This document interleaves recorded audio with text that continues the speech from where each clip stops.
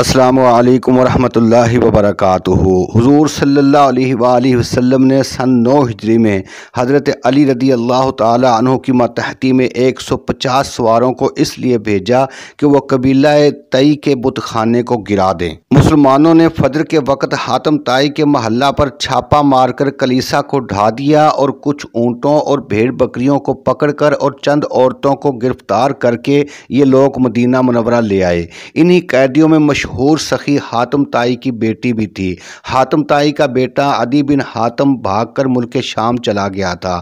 حاتم طائی کی بیٹی جب بارگاہ رسالت میں پیش ہوئی تو اس نے عرض کیا کہ یا رسول اللہ صلی اللہ علیہ وسلم، میں حاتم طائی کی بیٹی ہوں، میرے باپ کا انتقال ہو گیا ہے اور میرا بھائی عدی بن حاتم مجھے چھوڑ کر بھاگ گیا ہے۔ میں بوڑھی ہوں، خدمت کرنے کی طاقت نہیں رکھتی، آپ مجھ پر احسان کیجئے، اللہ آپ پر احسان کرے گا۔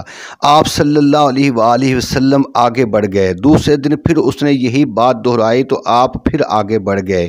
تیسرے دن اس نے پھر یہی بات دہرائی تو آپ صلی اللہ علیہ وآلہ وسلم نے احسان فرماتے ہوئے اسے آزاد کر دیا۔ اس وقت آپ کے ساتھ ایک صحابی غالباً حضرت علی تھے، انہوں نے کہا آپ سے سواری کا بھی سوال کرو۔ اس نے سواری کا سوال کیا تو آپ صلی اللہ علیہ وآلہ وسلم نے سواری کا بھی حکم جاری کر دیا۔ حاتم کی صاحبزادی لوٹ کر اپنے بھائی عدی کے پاس ملک شام گئی۔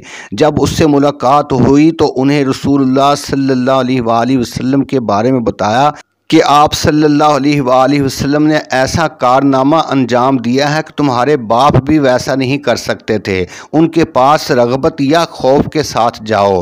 اور پھر عدی کسی امان یا تحریر کے بغیر آپ صلی اللہ علیہ وآلہ وسلم کی خدمت اقدس میں حاضر ہو گئے تو آپ صلی اللہ علیہ وآلہ وسلم نے ارشاد فرمایا کہ اے عدی بن حاتم، کیا لا الہ الا اللہ کہنے سے بھاگ رہے ہو؟ اگر ایسا ہے تو بتاؤ، کیا تمہیں اللہ کے سوا کوئی اور معبود کا علم ہے؟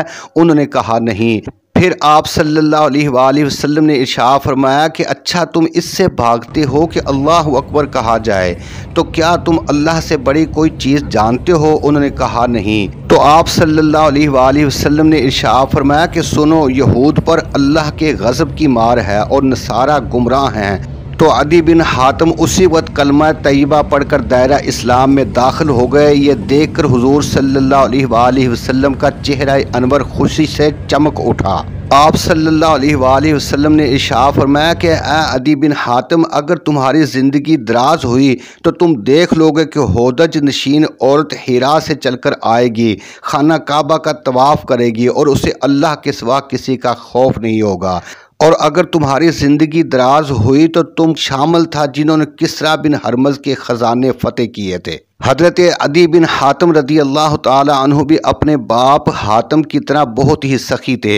حضرت امام احمد ناقل ہیں کہ کسی نے ان سے 100 درہم کا سوال کیا تو یہ خفا ہو گئے اور کہا کہ تم نے فقط 100 درہم ہی مجھ سے مانگا، تم نہیں جانتے کہ میں حاتم کا بیٹا ہوں، خدا کی قسم میں تم کو اتنی حقیر رقم نہیں دوں گا۔ خلافت صدیق اکبر میں جب بہت سے قبائل نے اپنی زکوٰۃ روک دی اور بہت سے مرتد ہو گئے، یہ اس دور میں بھی پہاڑ کی طرح اسلام پر ثابت قدم رہے اور اپنی قوم کی زکوٰۃ لا کر بارگاہ خلافت میں پیش کی اور عراق کی فتوحات اور دوسرے اسلامی جہادوں میں مجاہد کی حیثیت سے شریک ہوئے۔ حضور علیہ السلام کے جلیل القدر صحابی حضرت عدی بن حاتم نے 28 ہجری میں 120 سال کی عمر میں وصال فرمایا اور شاہ ستہ کی ہر کتاب میں آپ کی روایت کردہ حدیثیں مذکور ہیں۔ اللہ تعالیٰ تمام صحابہ کرام کے طفیل امت مسلمہ کے حال پر رحم فرمائے۔